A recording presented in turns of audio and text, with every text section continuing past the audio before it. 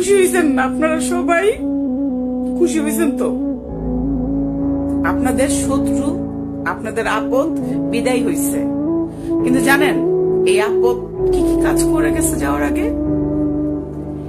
এই আপদের বাংলাদেশে যত তার সম্পদ ছিল সে সব অনাথ আশ্রমে দান করে গেছে, এবং সে গণভবনে বলে গেছে যে যখন আমি চলে যাব আমার দরজাটা খুলে দিবা, আমার ঘরের কোনো লকার তালা মেরে রাখবা না, যেন আমার দেশের আমার মানুষগুলো আমার বাড়িতে ঢুকতে পারে।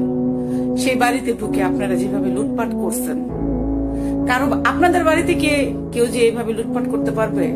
তার বাড়িতে কিন্তু আপনারা লুটপাট করছেন, কারণ সেই পারমিশনটা দিয়ে গেছে, কত বড় মনের পরিচয় দিয়ে গেছে। কিন্তু একটা কথা আপনারা বললেন না।